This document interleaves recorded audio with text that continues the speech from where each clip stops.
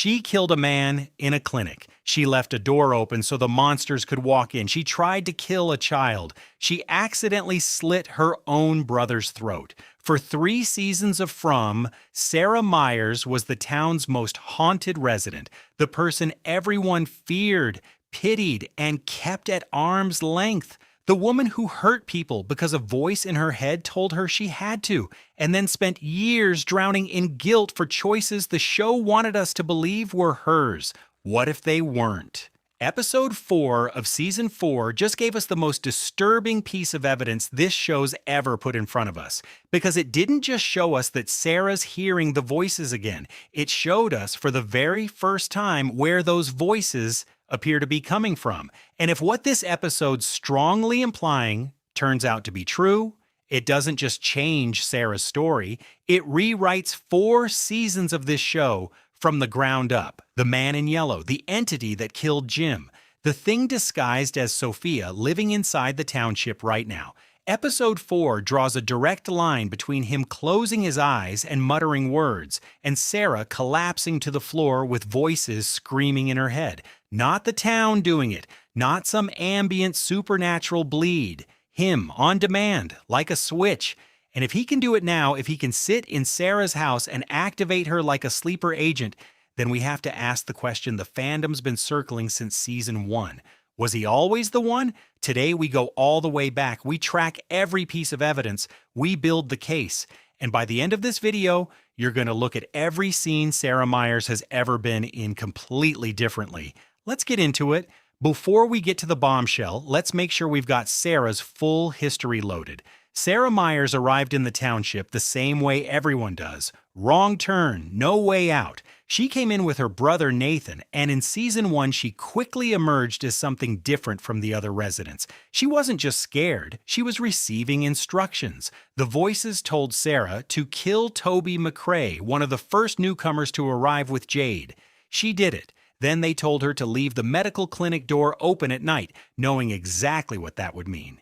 The nocturnal monsters walked in. Bing Qian Lu was devoured. A man died because Sarah left a door unlocked. But the voices weren't done. The escalation came fast.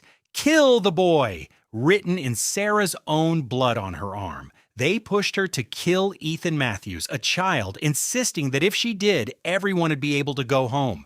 Sarah tried, she couldn't complete it. In the chaos, she accidentally slashed her brother Nathan's throat instead. Nathan died because Sarah was following orders. After Nathan died, Sarah went quiet. She retreated. She stopped engaging with the voices, stopped talking about them, tried to bury them. She was vilified by the community, barely tolerated, kept at a distance. Boyd gave her a second chance. Victor became her unlikely friend. She started a slow, painful journey back towards something resembling humanity. The voices faded. They came back briefly in Season 3, just long enough to taunt her about Fatima being taken, and then went quiet again. Most viewers filed this under mysterious town mechanics. The voices were just another layer of the township's supernatural weirdness, another unanswered mystery in a show full of them. But there were always red flags, things that didn't add up, things that pointed to something more specific, more personal, behind the voice in Sarah's head. And if you go back and look at the evidence, the writing's been on the wall for a long time. Literally. Here's what makes the Sarah mystery so much bigger than girl hears spooky voices in haunted town. The voices didn't just give her tasks, they gave her information. They told Sarah Boyd's army nickname, not his name in the town, not something she could have overheard. His military call sign from before he ever arrived in the township. Information Boyd himself had never shared with anyone there. They told Sarah about a bag Father Cautry had secretly buried when he arrived in town. Nobody knew about that bag. Cautry buried it in private. And yet the voices referenced it with specificity. They told Sarah 2 cars were coming to town on the same day before it happened. She'd no way of knowing this. Nobody did. That's precognitive intelligence. Think about what that means. Whoever or whatever was speaking to Sarah wasn't just a psychological force bleeding out of the town's weirdness. This entity had surveillance, it had memory, it had knowledge of people's private histories, buried secrets, and future events.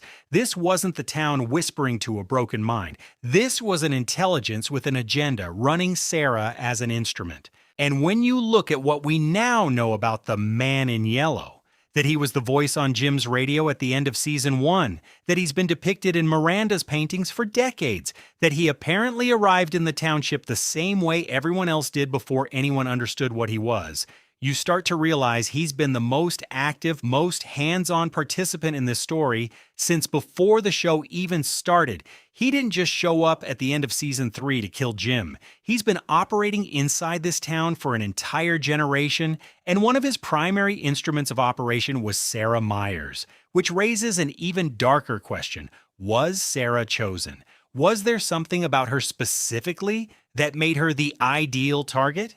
Her trauma history before the town, the abusive relationship her brother rescued her from, the guilt she carried, the psychological fragility? Did he select her because she was already cracked, already primed for this kind of infiltration? We don't have a definitive answer yet, but season 4 just made that question a lot more urgent.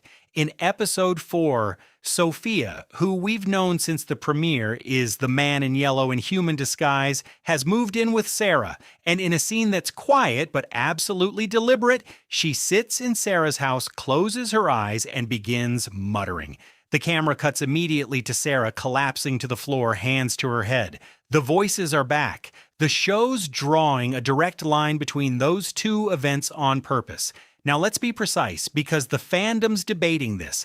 The show hasn't had a character state outright that the Man in Yellow's always been behind Sarah's voices.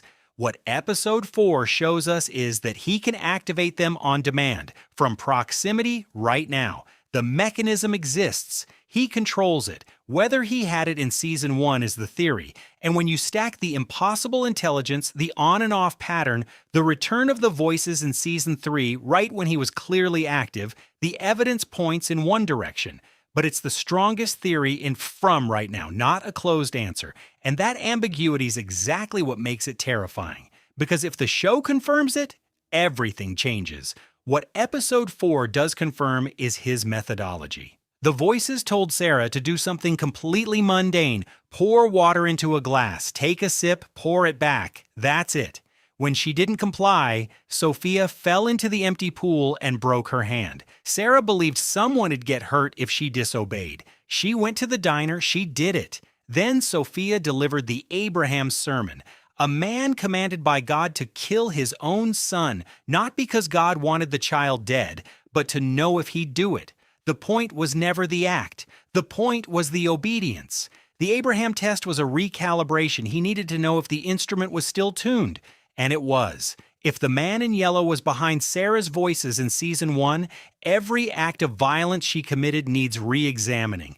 Toby McRae didn't die because Sarah snapped. The Man in Yellow ordered it.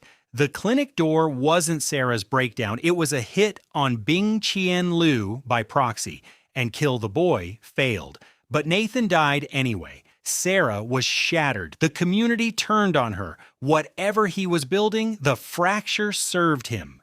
Episode 4 hints he may also be behind every seizure in the township. Not just Sarah's voices, but the physical episodes that have dropped other characters for seasons. The scope of that is almost incomprehensible. Victor's been here over 40 years.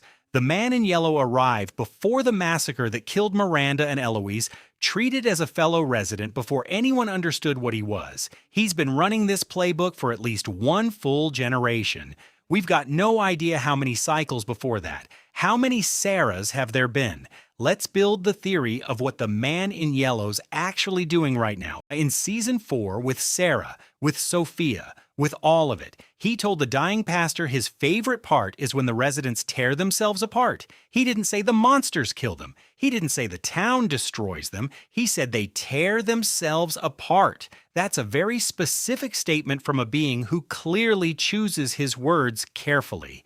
He doesn't need the nocturnal creatures to end this cycle. He's got something better. He's got Sarah Myers, a woman who spent years rebuilding trust with this community. A woman Boyd went to bat for. A woman Victor calls a friend. A woman who's got the community's hard-won, reluctant trust and access to the inside of it in a way no external monster ever could.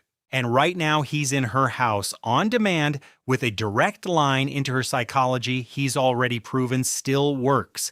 The Abraham test wasn't just a test. It was a recalibration. What comes next is almost certainly escalation. The tasks will get bigger. The consequences for non-compliance will get more real. And at some point, probably around the mid-season turn, Sarah's going to be asked to do something that could end this community from the inside. Here's the darkest version. He doesn't just want the township destroyed, he wants Sarah to be the one who does it, because Sarah's betrayal would be the most devastating possible outcome.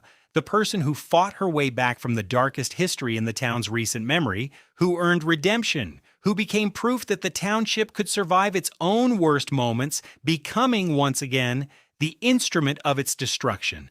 That's not just strategy, that's cruelty at a philosophical level. A being who doesn't just want to win, he wants to destroy the idea of hope.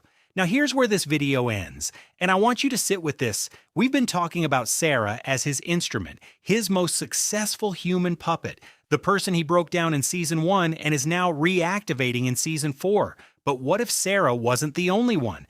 Think about every character in this show who's experienced something they couldn't explain. Visions they didn't choose, compulsions that overrode their better judgment, moments where their body or mind did something that didn't feel like them. That means he's been reaching into the neurology of multiple residents across multiple seasons.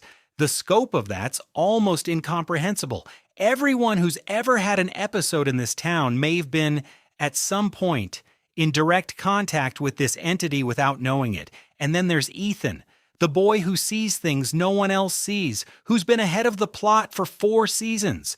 Who communicates with dead Jim? Who knew about the Lake of Tears? The show's always framed Ethan's connection to the town as something potentially protective, something the boy in white has a stake in. But the man in yellow's been interested in Ethan since Season 1. Kill the boy. He wanted Ethan dead. Why? What does Ethan represent that scared him enough to send Sarah after a child? Here's the theory that ties it all together, and the one I think Season 4 is quietly building toward. Sarah wasn't an anomaly. Sarah was a prototype. The man in yellow's been running psychological operations against township residents for as long as the townships existed. Maybe longer. The voices aren't a quirk of the town's supernatural ecosystem. They're a weapon. A precision tool for inserting instructions into the minds of vulnerable people and watching them execute those instructions while believing they made the choice themselves. Sarah was the first successful test in this cycle. She may not be the last. 4 years ago, Sarah Myers arrived in this town carrying a past she was already ashamed of. And within weeks, a voice she couldn't explain started asking her to do things she'd never have chosen to do on her own. She spent every season since then paying for those choices, building herself back, trying to prove to the community, to herself, that she was more than what she did in Season 1. Episode 4 is the show asking us to reframe that entirely, not as a woman who broke and then healed, but as a woman who was operated and who is now, again, being operated by the most dangerous entity in this story. The question isn't whether the man in yellow can control Sarah. Episode 4 proved he can. The question's whether she's the only one he ever has. Sarah Myers may have just been the first successful test. That's from Season 4, Episode 4. Drop a comment. I want to know who else you think he's had his hands on. And the Julie timeline video drops midweek. That one goes even deeper. Subscribe. You're going to want to be here for the rest of this season.